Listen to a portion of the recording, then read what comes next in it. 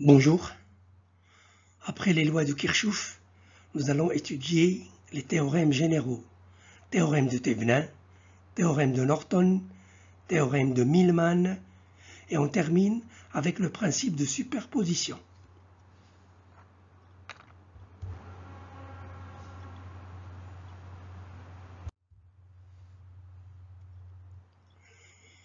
Commençons cette étude avec le théorème de Thevenin, suivi d'un exercice d'application.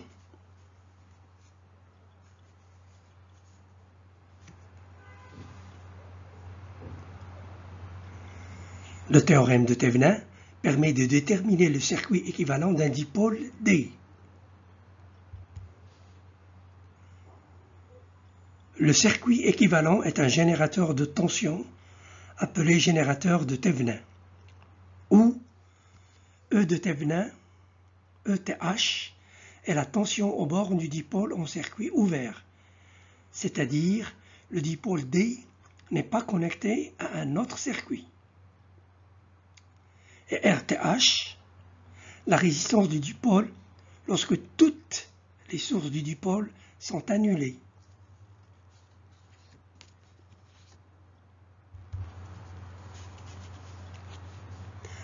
Annuler une source de tension, c'est de remplacer le générateur idéal de force électromotrice E par un court-circuit et de remplacer un générateur de résistance interne petit r et de force électromotrice E par sa résistance petit r.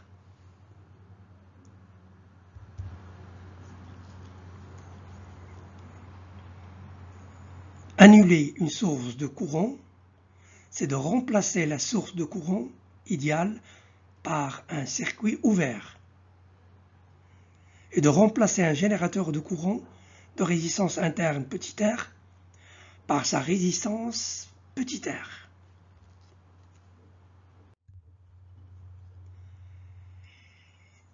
Exercice 1.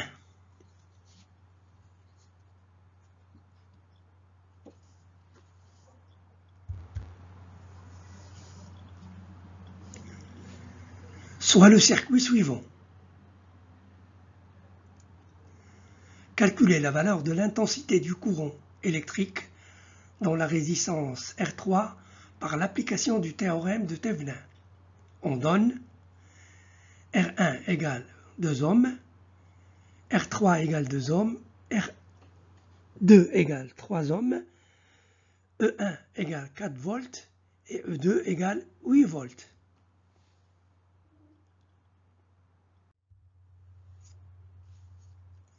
Si on redessine le circuit en déplaçant les jonctions A et B le long du fil sans résistance, on obtient le générateur de Thevenin de force électromotrice ETH et de résistance interne RTH qui alimente le dipôle AB. Cherchons la force électromotrice de Thevenin et la résistance de Thevenin. Étape 1. Du circuit initial, on enlève la branche AB et on calcule la DDP entre les points A et B à vide, c'est-à-dire sans la branche AB.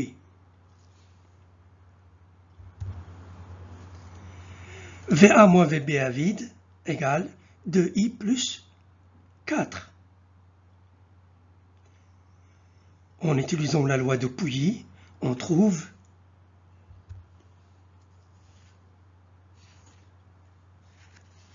I égale 8 moins 4 sur 3 plus 2 égale 0,8 ampères.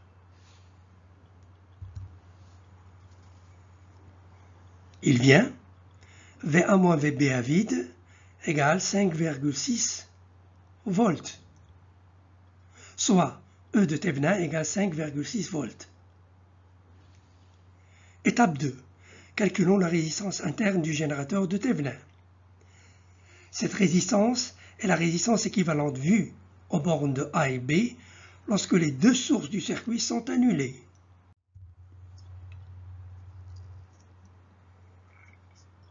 C'est-à-dire les deux sources indépendantes, 4 volts et 8 volts, sont remplacées par des courts-circuits.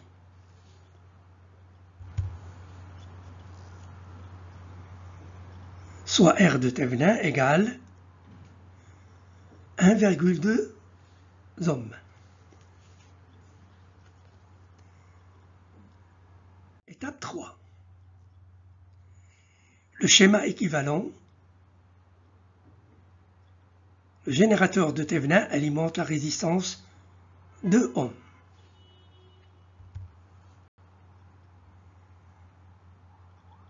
D'après la loi de Pouilly, on trouve I égale 1,75 ampères, dans le sens A vers B. Merci pour votre attention et à la prochaine vidéo.